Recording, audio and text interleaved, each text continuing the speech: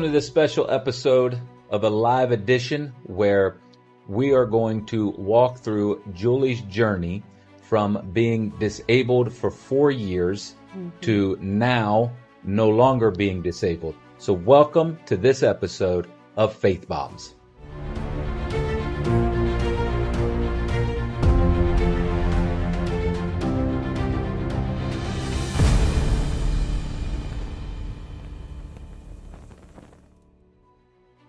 So we're going to, in this episode, talk about Julie, and she's going to give her testimony about what God has done for her.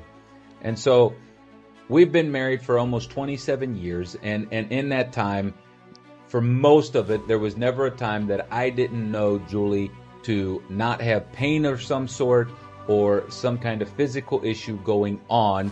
And, you know, she just recently told just a portion of this testimony and talked about how many things she's been healed of, and it's not really fair, but this is the one we're going to focus on. And even though we've been married for almost 27 years, that was not something new that happened when we got married. This has been going on for a really long time. It has. In fact, I often say in my testimony when I give it,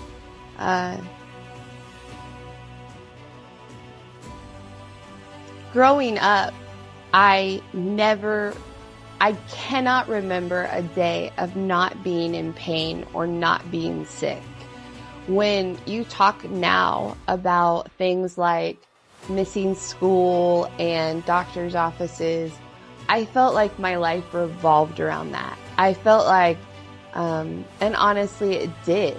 My parents were wonderful, and they took me from doctor to doctor. My mom fought that I would see the best of the best everywhere that I went, but it just was as hard as they tried, nothing ever seemed to work out. Nobody could ever figure out what was wrong with me to help me. I would get strange things that nobody else got. I would have sicknesses that lasted long periods. I had a lot of physical issues when it came to my joints and my bones and just odd things that kids shouldn't have to experience on a regular basis, but we just couldn't get relief. Yeah. And with the joints and stuff, we'll do another broadcast about that, because that's another healing in and of itself. Yeah. That actually I was involved in. I'm kind of involved in this one, but both that and the one we're talking about today were not something that just appeared out of nowhere. These were actual birth defects that you were born with. That's which right. is what was causing a lot of this. I mean, when you talk about missing school, you're not talking about a day here or a day there. No. It was, I can remember, I think I was in 6th or 7th grade, and I missed only 41 days of school. And that was huge. That was the least amount of days that I had missed ever in any of my school time. And like, we celebrated it in my family. A kid now, if they missed 41 days, they would be held back. Yeah, or expelled or yeah. You know, child services or something would Thankfully, I was a great student, so I still got good grades, but... These things affected pretty much everything. Every aspect of your life, even beyond school. They did. They hindered activities that I could be in because there were issues with my coordination. Just things like roller skating and riding a bike were things that I could never conquer, no matter how hard I tried.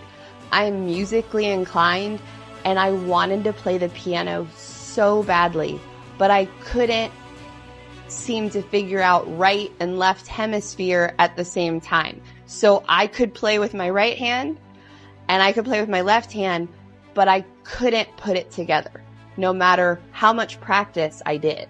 So not only that, but it also affected your health. I mean, obviously all of this affected your health, but I'm talking about like weight and different things like that, and food that affected you. It did. It just created more sensitivities. I have fought my entire life with my weight, no matter how much, no matter how stringent I was, no matter how much I worked out, no matter what I did, there were just areas of my life that I just got no breakthrough in, regardless of effort. And so this was a birth defect that you had, this one that we're talking about, and we're going to reveal what it is here soon enough. But you had no idea. I didn't. But there were signs, but you didn't know to be looking for them. Right. There were actually signs as far back as I could remember, which is why my parents would take me from one doctor to the next. But because doctors are all specialized, nobody could pinpoint what the actual issue was. Because in truth, the one thing that has a tendency to reveal my condition is the only symptom I never had, which was headaches. We did actually go through a time shortly after we got married that I went through a span of getting migraines, but it was not a long span. And we prayed and God took them away. But that was the only time in my life that out of all the craziness I went through, I never got headaches, ever. Right. And through this whole process, we were praying. So it's not like we were doing anything, but... And my parents prayed. Yeah. My mom took me to healing services. They did their best in every arena available. And so leading up to this, I know that a lot of things, this also affected not only you physically growing up, but then obviously once we got married, and there were a lot of things that when they finally pinpointed this and we went to the doctor, there were a lot of things he was actually surprised that you were able to do, especially with raising kids. And at that point we had 3 kids, before this was ever found out to be what it is. And so talk a little bit about like that process of, from the time we got married and started having kids and going through that, and how this, even though you didn't realize that this was what is affecting it, but it was, now you can, in hindsight, see how it was being affected. Yeah. So, because I would never have classified my life growing up as normal, per se, I just learned to adapt. There were a lot of things that, because I wanted to keep up with other people, I just learned how to do things different ways. And raising our kids was no different. There were times, especially when Esther and Glory were little, that I would have trouble getting them out of their cribs, that I would have moments where I would be on the ground and I would, if you're laying on the ground with your little one and playing, and if I would tip my head back just right, I would kind of black out for a few moments. I couldn't run around. Jumping on the trampoline, which my children love to do, I actually really enjoyed, but it would cause a lot of pain. It would cause a lot of pressure in my head. Things as simple as swimming. I was never a huge swimming fan as I got older, and I loved to swim when I was a kid. But looking back, I realize now it was because I stopped enjoying going under the water, because it created a pressure inside my body that I couldn't really explain to anybody, because I honestly didn't recognize it as what it was. But it was just a matter of adapting as opposed to thriving. Right. So all these things that you're doing with kid now this is leading up to a brain surgery. So kind of seeing where she's talking about the blacking out and the pressure in her head, and the fact if she would have had headaches, this probably would have been diagnosed a lot sooner. Yeah. But how even playing with our children, when I would be at work or what have you, there were just things that she couldn't do. So she's talking about that. And So let's start to fast forward this here. So we had 3 children. Everything went well. Yeah. And then Praise the Lord. Then in 2012, you got pregnant with our 4th one. I did. That unfortunately did not turn out so well. It didn't. I ended up having an extremely violent miscarriage, which stems from this, and you'll understand why I'm bringing this up as we continue on. Following the miscarriage, I went into a really deep depression. And part of that depression was actually because my hormones were so thrown off, which is also an issue with my condition. So it really sent me into a very dark area. Yeah. And, you know, when she says violent miscarriage, you know, I didn't know that if she was going to make it through the night. When it was violent, she went into a state of shock. Her eyes rolled back in her head. She was not breathing, you know, and all I did was I laid my hands on her. The only prayer I could get out was, God, please don't take her from me. And he didn't, you know, and we're good. And so after that, we moved, at the beginning of 2014 to where we live now. And we had been here, 5 days. And it was February 15th, 2014. And our oldest boy, who is now 14, he was 4. He got up, and it was about 5:30 a.m. 5 inches of snow had fallen on the ground. Yeah. And to Julie's mind, coming out of the dead sleep, it sounded like he was choking. He wasn't. He was just coughing. Now, we had just moved, so we were dehydrated, we were tired, so all of a sudden her adrenaline spiked, thinking he was choking, ran and got him, took him to the kitchen, and when she realized that he was okay, all of the adrenaline dropped out of her, and she passed out. The place that we were staying at the time was a concrete slab with tile on it, and she passed out and hit her head right on that. And then what happened? So when I woke up, Aaron was already out there because Ari Judah had been telling me to get up, and I couldn't. The whole world was spinning. It was just excessive vertigo. And so I got taken by ambulance to the hospital. The hospital didn't really seem to know what the problem was, but they didn't know how to deal with it. They didn't know how to deal with it. So they diagnosed me with ear crystals, which I did in fact have, probably from the hit on my head. And a friend of ours worked at an ENT office.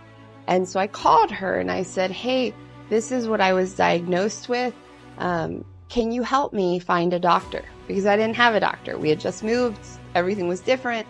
And she said, yes, I know exactly what I want you to do.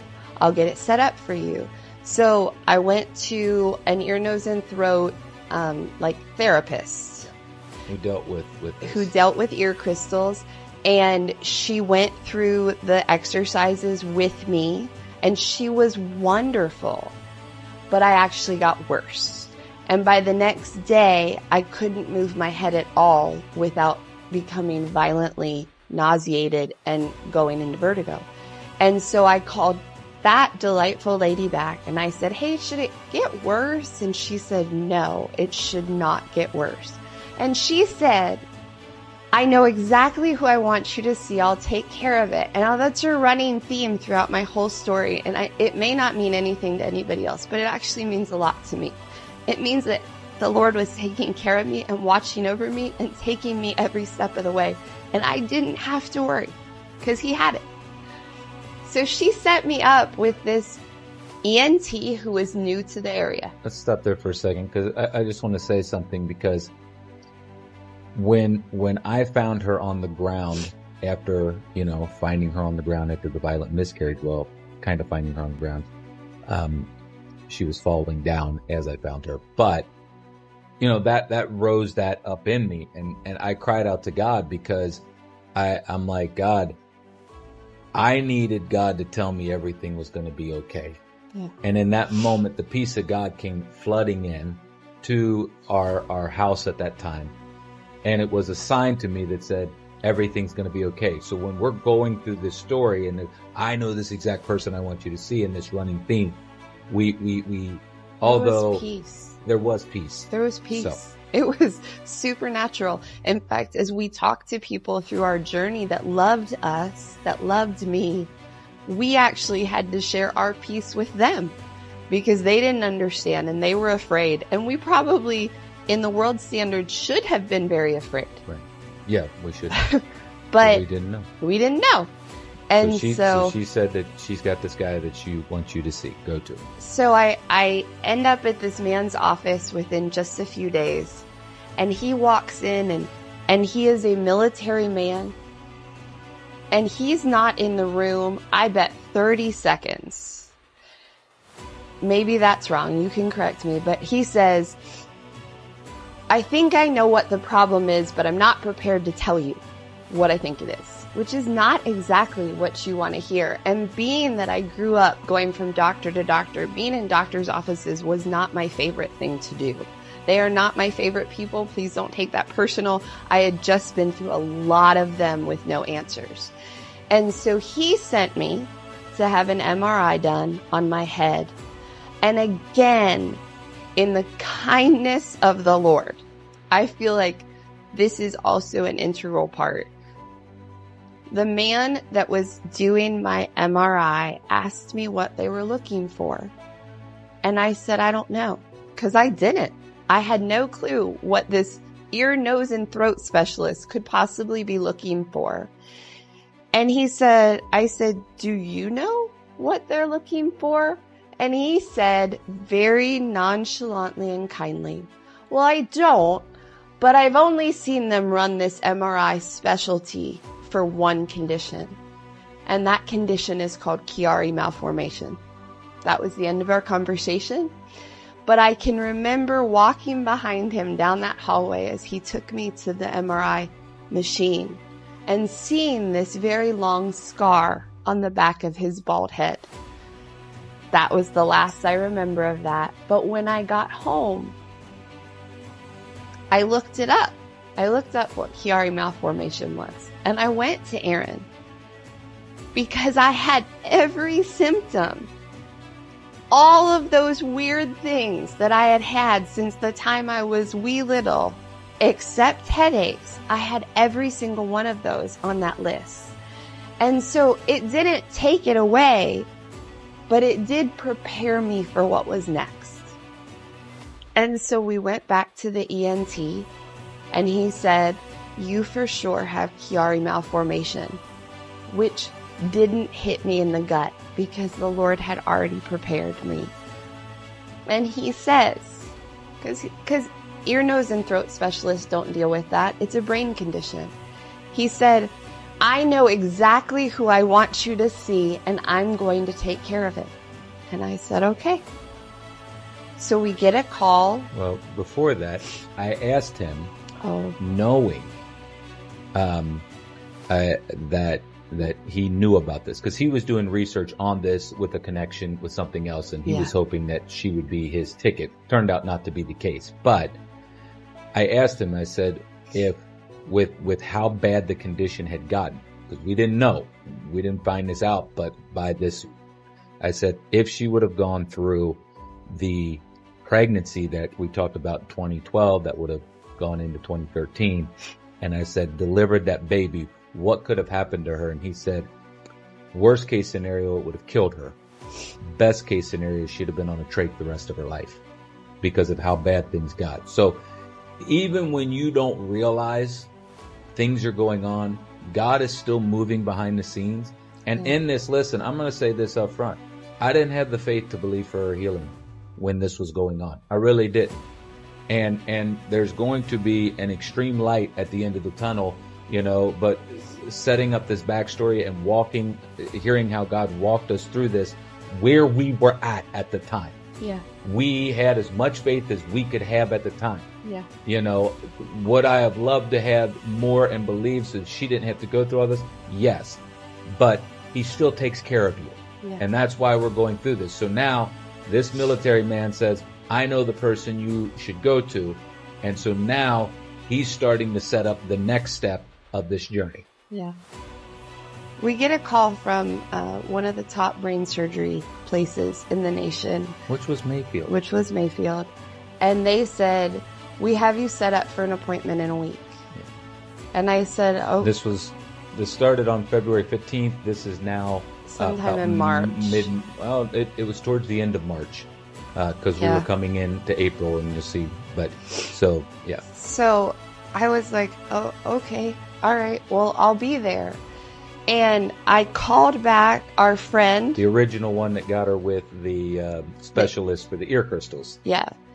And I said, I have an appointment with this doctor. With Dr. Tu.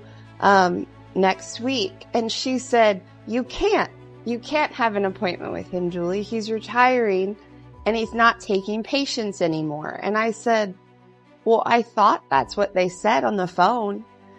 And so she pulls up my record because she works in that facility. And she said, you do have an appointment with him. How on earth did that happen? And I said, I don't know. The ENT told me he would take care of it, and he got it taken care of. Now, it normally takes months to get into Mayfield. You go through like a questionnaire process. They decide whether your case is bad enough. Yeah. What we found out, he was concerned, number one, you weren't going to make it. He was. The ENT. The ENT was very concerned about my condition. But we already had the MRI done. So he would have been able to send that over to Mayfield and Dr. Tu as well. Right. But the reason that Dr. Tu was even willing to look at my case was because they were both military men, and he did it as a favor. And let me tell you, that is some of the reason that military people mean so much to me, if I'm just real honest. So I go in to this appointment at Dr. Tu's office, and his assistant woman comes in, and she's delightful. She's funny. She's like, hey, normally we can take care of these things with diet and exercise. And I was like, all right, I got this. We are good to go. And she leaves, and he walks in. He doesn't say a single word to me. Not one thing. Doesn't even say hello. He walks in, and he lays me back on the bed, and he starts bending my legs up like a pretzel. He starts pinching different extremities. He had a thing of needles and was touching my skin with them. Tongue depressor and checking a gag reflex. Yeah. And finally, again, remember, doctor's offices are not my fault or not my thing. So I was done. I said, what on earth are you looking for? And he so calmly but firmly said, I don't know how you're not paralyzed. Yeah. And I said, well, I know how I'm not paralyzed, but the Lord has been faithful. He really has. But I don't know what's going on. And he continued on, and he told us, I do have to say, as detrimental of a situation as we were in, he never made fear arise in me. He was very, very calm. He was so kind. And he just said, listen. He never used any fear tactics. No. He said, you have this brain condition. It's called Chiari malformation. There's a lot of people in the world have this, and they're totally fine. In fact, the majority of people are completely fine, and it really doesn't affect their life that much. But you are in a situation where it is affecting your life, and it's putting pressure my brain had actually hemorrhaged down through the hole that your spinal cord comes up through, and it had caused a gap in my spinal cord. So it wasn't allowing the cerebral fluid to get through, and so it was just building up back there in creating what they call, syrinx or whatever? Oh, the syrinx, yeah. Syrinx, where it was just collecting like this inside her spinal column, which was causing that.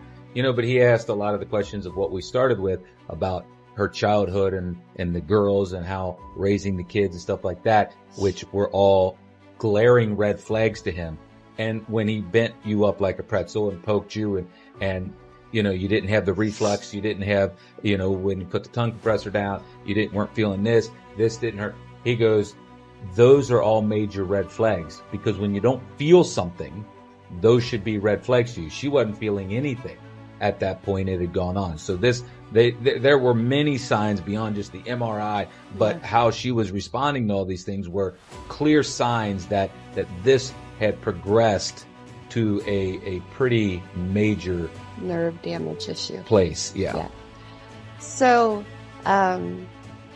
he pretty much told you that I had to have the surgery. He said you can get a second opinion, but you need to do it. You need to do it because of how far it had progressed. And so we knowing what we were walking into. Right. He left. He did. We talked, prayed about it. He said, let me go see when I can have, the availability to do it. Yeah. So his assistant comes back in, right? Is that correct? I don't remember. Yeah, I think so. Yeah. And we had been at peace that we needed to move forward with the surgery that I just wanted to get it over with at this point. And she says, he has an opening in 5 days. Which was April 1st. April 1st. Was not a fool's joke. And I said, 5 days? I have 3 children to take care of. And she said, yep, he has an opening in 5 days. And this is what time it will be at. And we were like, okay, all right. So we drove home. I can remember Aaron making calls to our parents on the way home because I was in no place to do it.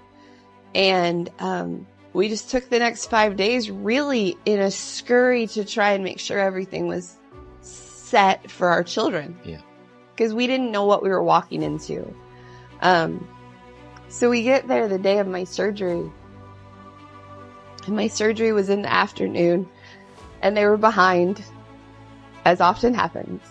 And Dr. Tu came in to sit with us for a little bit, and he prayed with us. He was such a kind man. And he just happens to tell us that his wife is hosting this huge luncheon that day. That's what he had just come from. It was a fundraiser for a charity that they were involved in. Well, that was the reason that he had an opening. He was scheduled to have the day off to support his wife in this large fundraiser that she was having. And he told his wife that he didn't believe if he didn't do this, that she would not make it. That's why that he pretty much made the opening thinking, if I don't make this opening, her husband's not going to have a wife, her kids aren't going to have a mother. That's really why he did what he did. Now, Dr. Tu was 77 when he did my surgery. Now, he was the finest looking 77-year-old you've ever seen. So I don't want you to think he was like a decrepit man. He was a wonderfully healthy, wonderful man. But at 77, that's not a normal line of work to still be doing. That's the reason why he was retiring. Right. And not taking any new clients. But he was also world renowned for my condition. Yeah. So the perfect doctor came under the perfect circumstances to do my surgery because the Lord always takes care of his children. And so he does the surgery. It's successful. Everything's good. The gap now all the cerebral fluid can get through. The thing is drained. And now I have the same scar. Okay. Yeah. As the man that took me to my MRI. Might want to brace yourself, because we're going to have a picture of that to show you that scar, because we did take a picture of it. Sorry. And we'll have it air, sing there. But so what we thought was going to happen. Now, it was a rough right after the surgery, because it's a major brain surgery, and she doesn't remember any of the time in the hospital, and some of the time afterwards, and she couldn't really take any of the meds that they wanted her to take, because they caused her to forget things. They caused her, and she's just like, I'd rather be in pain than to miss my children. And so we thought, or we had at least hoped that I thought, no doubt about it. She thought that all those things we had talked about at the beginning, of all the weird things and everything, that would all stop, and life would get back to a new normal with a good normal. Yeah. And that unfortunately did not happen. So when she came out of that surgery, she came out, although the surgery was a success, her ability to do things was no longer there. Like, she could still walk and function and stuff like that, but it created a whole new host of problems. And then this ended up bringing about her to be disabled to do a lot of things. And it didn't do what we had hoped it did or thought it would do. And even at her 1 year situation, they said, well, everything's back to normal inside there. We completed it. But they're like, we can't help you with all the other problems you're having. And so they sent me to a pain specialist. They sent you to a pain specialist. They didn't really help. But so this created in you pretty much a disability. You were disabled for the next 4 years. So this is 2014 to part of 2018. And talk about what this created, because you were pretty functioning. Mm-hmm. And like you said, when you couldn't function, you'd adapt. Yeah. But now you couldn't even, there was no way to adapt to this. There wasn't. Just physically, I couldn't make my body do things. There were things that I knew what I wanted it to do, but no matter how hard I tried, I couldn't make my body do those things. The pain was unfathomable at times. And it wasn't just physical pain. It was, so you had the side of physical pain that kept me. There was a time when I told Aaron, and this is the best way that I know how to describe it, is I felt like a prisoner in my own body. I knew at least, even though it was different than most people, I at least knew what it was like to feel relatively free. And now to not feel like I couldn't take care of my kids. I couldn't make dinner. There were days I couldn't even get out of bed. And at one point we had a newborn. Yeah. Like, I felt like there was grace. So after that year, they gave us permission to have a kid. And like I said, we had the miscarriage, so we wanted to have another one. No, it was before the year. No, it was at my follow-up appointment. Oh, with him, Dr. Tu, yes. At my follow-up appointment. Right, sorry. We were still recovering from the surgery, not realizing that things were not going to get a whole lot better. In fact, they were going to get worse. But I asked him, because having children was really important to me. I said, will I be able to? And you enjoyed doing that. I did. I loved being pregnant. Yeah. I loved all of it. And so I said, will I be able to have more children? And he said, I don't see why not. Like, everything was successful. I feel confident in where you're at. And so we ended up pregnant with our youngest. And the pregnancy went fine. It did. There was actually quite a bit of grace during that period over the pain in my body. And you had him, and he was a very healthy baby. Hallelujah. And but through part of this is, we didn't say this, but I had to teach you how to walk again. You did. I had to pretty much put a belt on you and guide you so you could start doing it again yourself.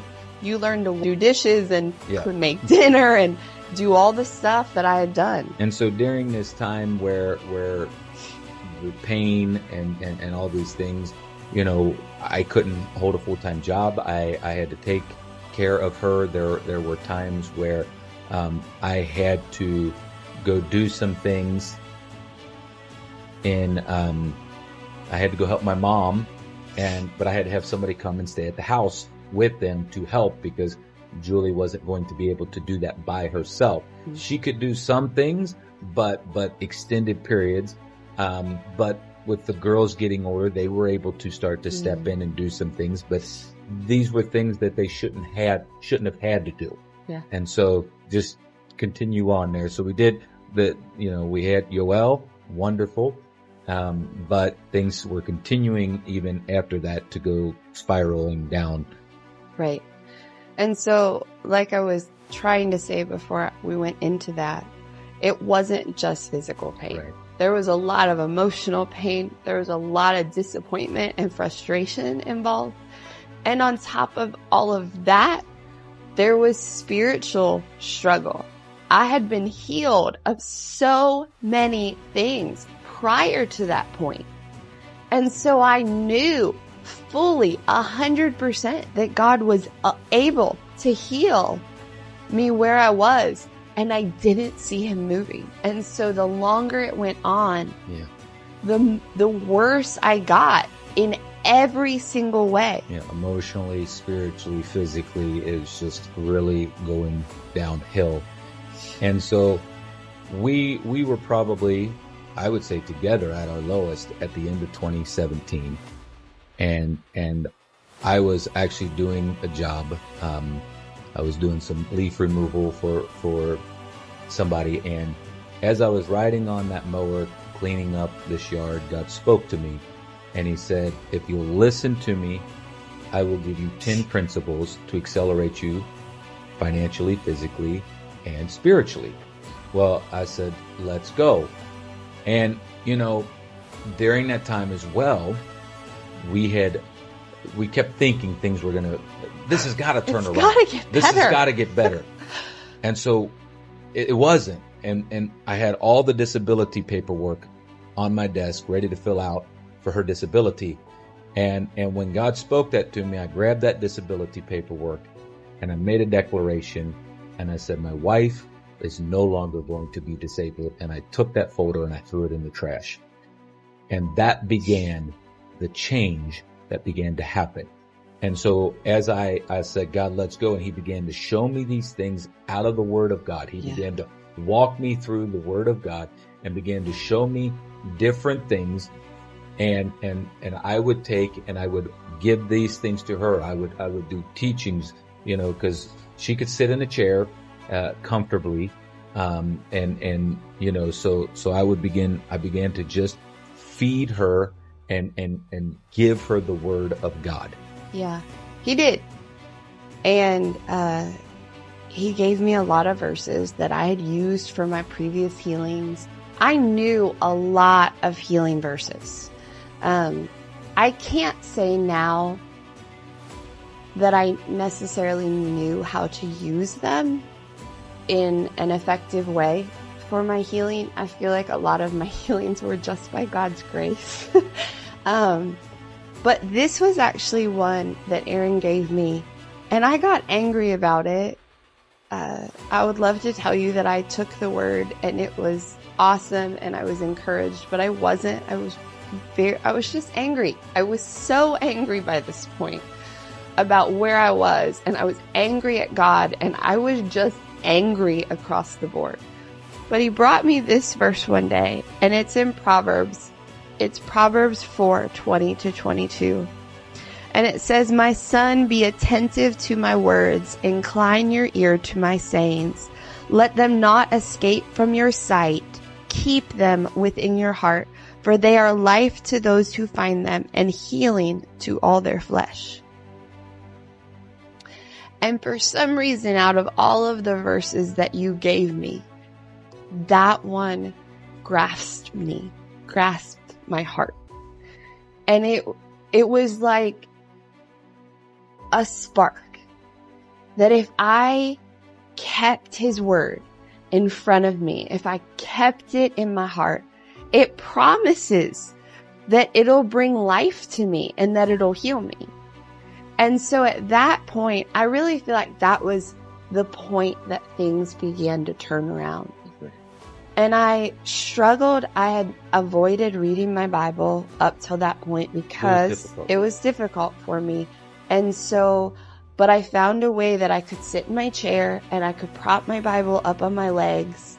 I know you can read your Bible on your phone, but it's not the same. Like, I want to hold it. It's really important to me to hold the Word of God. And so, I just started reading. I started reading every day. I didn't feel like it. I didn't want to some days, but it was, if you do know one thing about me, it's that if I commit to doing something, I'm going to do it. Come hell or high water, it's going to happen. And so I committed. I said, God, if this is true, if I keep this before me, then you keep your end of the bargain. And so I just started reading and I started reading and I started reading. And I can't tell you that I had this miraculous overnight change, but I did start to change. Right. You know, some of the things that we did was, you know, I would, you know, we would go through the things that God was showing me, but then we would sit down almost nightly and just talk about things. We would talk about what the Bible says. We would talk about what we think God's speaking to us. Yeah. You know, one of the major things that we both had to change after 4 years of this heartbreak is our verbs, our words coming out of our mouth. Yeah. The things that we were saying. You know, I remember talking to somebody one time about, they were asking how I was doing, and, you know, with everything that was going on.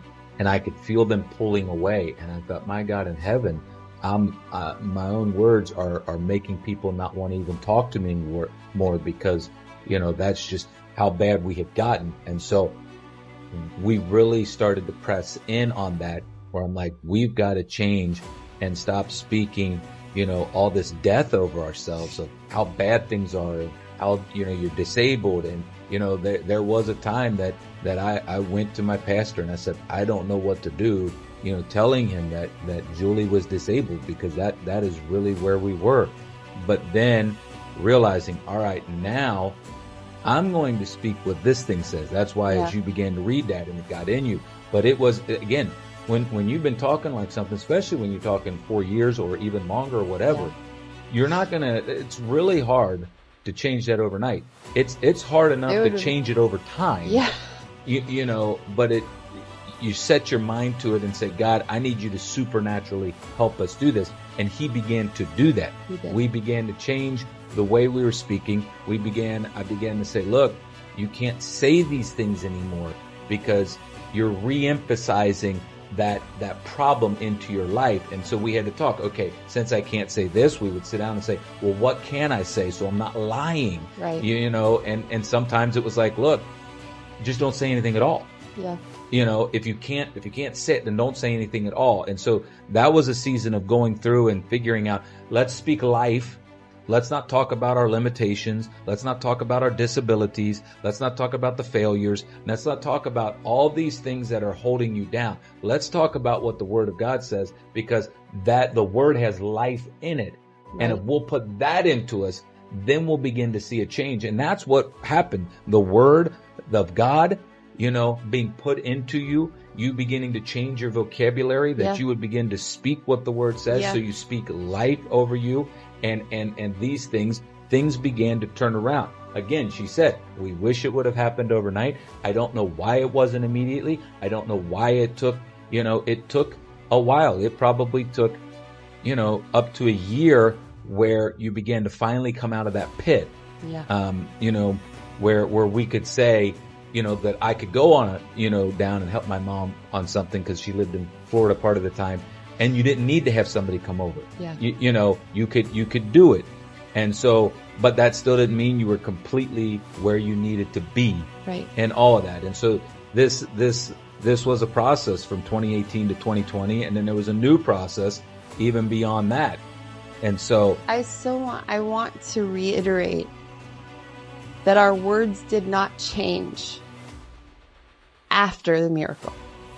Our words had to change prior. Yeah. We spoke like things were great. And it wasn't because we were lying. It's because we were believing. Yeah. And that's what he was saying. Lying is I don't lie about things. And so it seems silly, but we would sit down and I'd be like, Aaron, I need you to help me to figure out how to word this. And so down to the very last bit, you would have never, people were like, oh, I didn't know.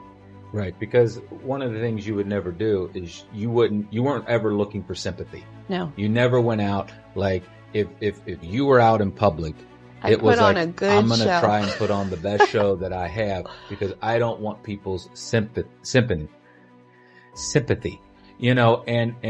but it not only affected our life, it affected our church life. Yeah. We could only get to what our church has as an 8:00 service. It's a 1-hour service. Our main service is not like that. And some days we would get there and 15 minutes later we had to leave. Wait, I want to put in on that. Because we would plan to go every week. And Sunday morning would come. Monday, like the morning time was the most challenging for me. And so we would talk about it Saturday night, and Sunday morning we would get up and I would just be like, I can't do it. I can't pull myself together. And Aaron came into me one Sunday, and I knew he was frustrated, not at me, just at the situation. But like from 2014 to 2016, we didn't make it, much less her. I didn't even make it because I was taking care of her. Yeah. And prior to that, we were there every time the door was open. Like we were there for everything. Yeah. And I remember telling my pastor one time, I said, Pastor, I pray and ask God to come every service. And you might not understand this, but I had to take care of her. She was the priority. I never lessened my relationship with God. We had other things going on. We still had people in our life that did that. And then in 2016, God said, I need you to start going back. So I began to go back. I would go by myself. And then about when this started to happen, when we got to 2018, when God started to show me all these things, I'm like, all right, just like, we just need to push through. Yeah. But that's not an easy thing to receive when you've been trying to push through for 4 years. Right. And so he just came in and he said, Julie, we are going to go to church every week. I don't care. I don't care what it looks like. I don't care what we have to do to get there. We are committing to being there. Right. And this was the Sunday morning at an 8:00 service. Yes.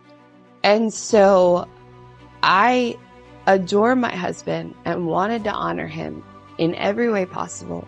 And I said, okay. And so week after week, I would get up. There were some Sundays I just sobbed the whole time that I was getting ready because the pain was so intense.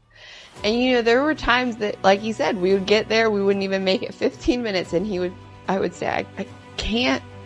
And he would pack us all up with a great attitude and take us home because we did it. We got there. And that may sound foolish to some people, but that was huge. And him setting the standard of saying, nope, no more. We're going to go really made a big difference in my life. Yeah. And so you began to progress, and we get up to about the end of 2019 and the beginning of 2020. we became the children's pastor Yeah. at our church, because you had progressed enough that this was something that you were able to do. Standing, I could do at Yeah, that point. yeah. Sitting was challenging. It was the but sitting part that was sitting in a service that was always hard for her. So as she began to get better, she began to add Friday nights to it, because we have a Friday night service.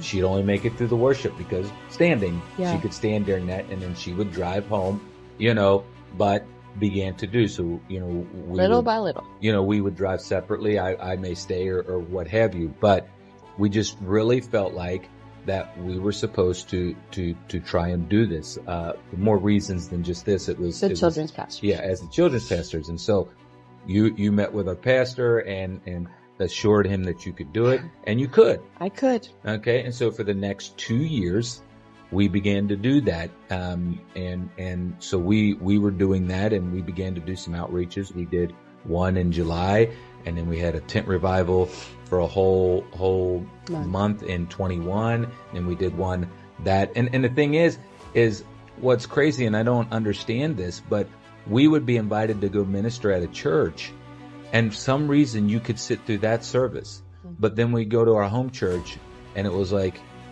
all hell would attack against you to try and prevent you from doing that. Yeah. And so we launch into this tent ministry in 22. So we step down as the children's pastors. She still can't sit through a service.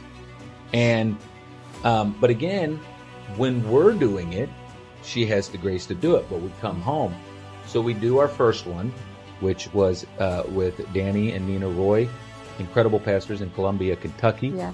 Had a week-long revival. Everything went really good. We learned way more than anyone else. Yeah, I mean, being our first one, and they had done them in the past, they really helped us. But what happened, and on our way home at the end of that, we had a week-long meetings at our church that had just started. Yeah. We had a Sunday night meeting, so we weren't coming home till Monday. But the meetings had started on Monday, and we actually weren't able to even get there till about Wednesday with our previous schedule. But on the way home, you knew that we were going to be going to these meetings. And so you began to have a conversation with God, because you were driving by yourself. I was driving our vehicle to sleeping, because we had a motorhome at the time. The girls were driving our there, because they had their own one. Now we've shrunk that down, but at that time, so you were driving the vehicle that we ride in. I was. Because we didn't have a tow behind or anything like that, and you began to talk to God. I did.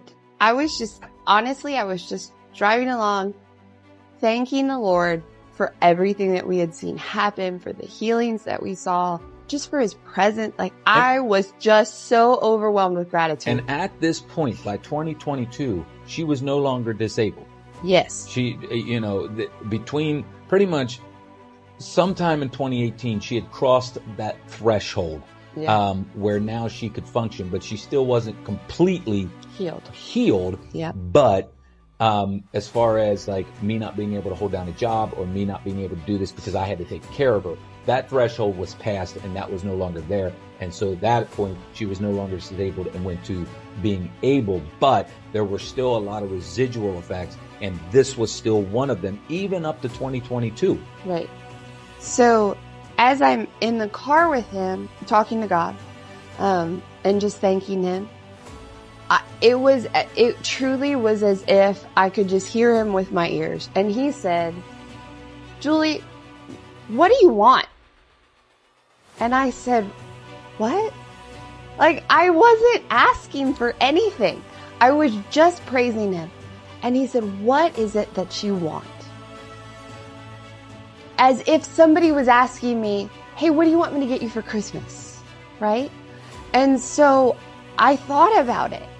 And I thought, you know what I really want? God, I want to be able to sit through a meeting. Now, sitting through a meeting may not mean a lot to some people, but when my girls were little, we were always at church all the way till the end. And you would have the worship was awesome and the word was awesome. But then the time of ministry was also really amazing. And it had been so long since I had been able to be in that ministry time. Our voice had never really encountered Right. that because of all the issues going on. Right. And so that's what I wanted. I said, God, I want to be able to sustain till the end and just be in your presence in the house of God. And he said, okay. And I said, okay. He said, yeah. I said, God, we have these meetings coming up when we get home. And I was really intimidated about them, honestly, because I knew going day after day had been historically very painful to me. Well, and the thing is that you could make it through a meeting. I could. But it would generally take you out a couple days Right. of recovery time. And the thing was, I want to go to this meeting and I want to wake up the next day and be able to be normal again. Yeah. You know, and I don't know why there was a difference between when we were on the road and at our home church. And there was still a little struggle, but being in a tent, you could get up and still walk around or what have you.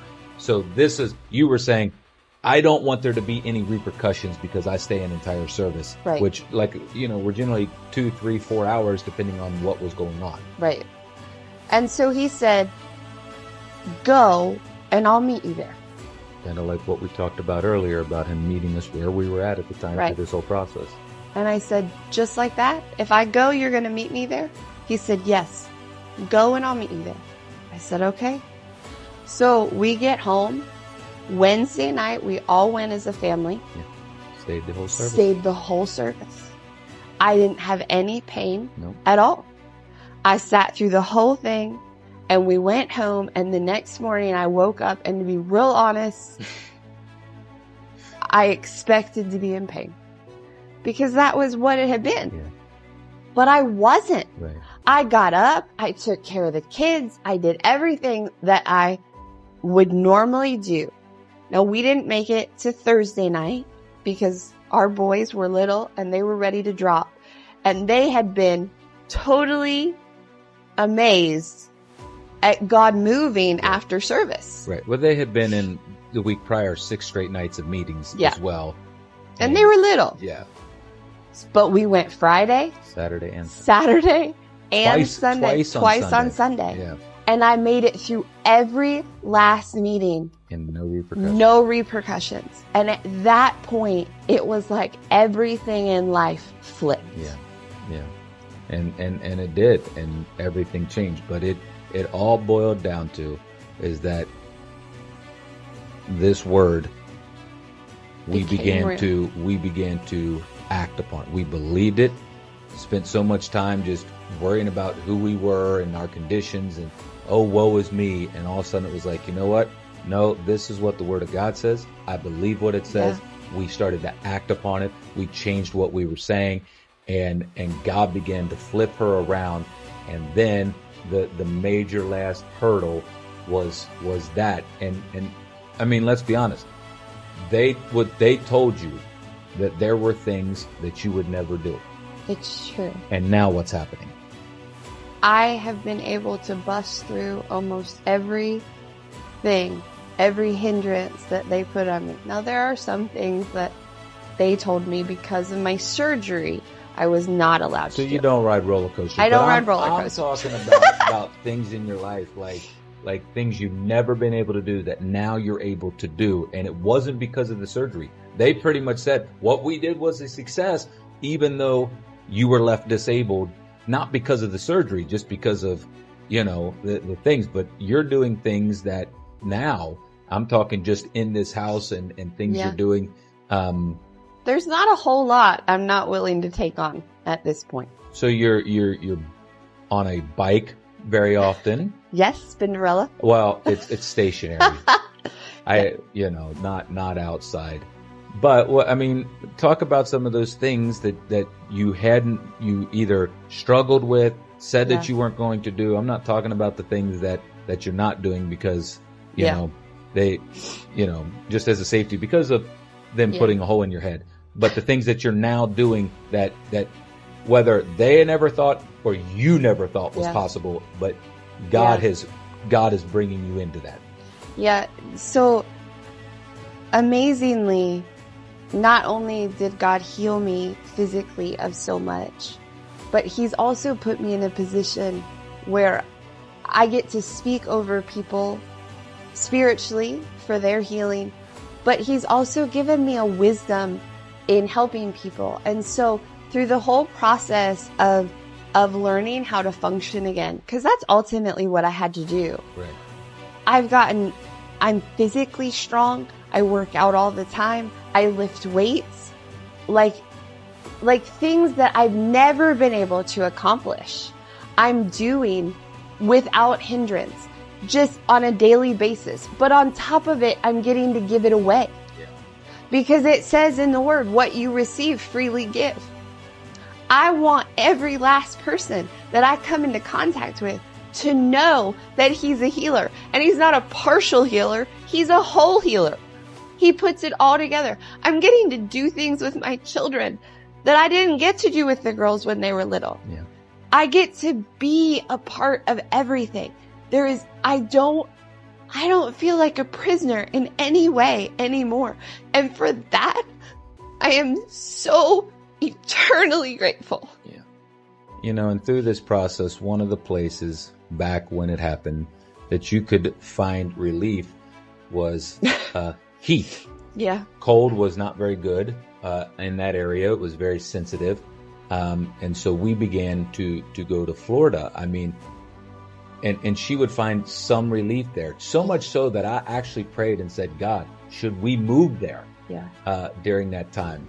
But during that, we were able to, go to that place where we went to Disney. I'm just going to tell you, we went down to Disney World. But here's why. When we were here, it was like trauma 24/7. Yeah. And when we would go there, there would be some relief just because we walked a lot. You were comfortable with walking. You said that earlier. The heat didn't bother you at all. And we could spend time as a family with just a bit of reprieve from that. Yeah. And that it just became something in our life because, you wouldn't believe how many people I've talked to that sit there and like, I can't believe I had to spend a week with my family. Like, what are you even talking about? Like, that's all I wanted. That should be, so understand, listen, I don't think we've ever sat down and just kind of told this story in a whole nutshell. Yeah. And I'm sure there are things we're still forgetting. Yeah. But for the most part, this is like the so I know it's a little bit longer than normal, but really felt like to say, look what God has done, that number one, even when you think that you're not in a place to get somewhere, God's still taking care of you. Yeah. He meets you where you're at. Yeah. Even when you don't feel like you have the faith, it only takes a mustard seed and he's still moving on your behalf. That get in the word, spend time in the word, get your vocabulary changed to speaking life. The word and speaking life. And that's when things began to really turn around. And so we just wanted to encourage you with this, that it completely flipped it. I know that a lot of time was spent on leading up to it because you needed to kind of know that there were signs and different things going on that we didn't know about, but God was still working behind the scenes trying to help us. Yeah. And that you can fully rely on him. You can fully trust him. Yeah. And he will take care of you in any way, shape, or form. Now we stand at a place to better fight, and not only fight for health, the good fight of faith, for your health and our health, but we've seen many miracles as we've traveled. And that has been incredible. And I think a lot of that is by what we learned through this process, that God said, you know what? Because you never gave up. We were close, very, very close, but we didn't. We never gave up on God. Yeah. Even when the anger was there, the frustration was there, we never gave up. And don't give up today. Yeah. God is with you now. Yes. We love you. Thank you for joining us for this broadcast, and we'll see you on the next one. We want to thank you for joining us today for this episode of Faith Bomb. If this message encouraged you, don't forget to like, comment, and share. And also hit subscribe for more faith-filled content.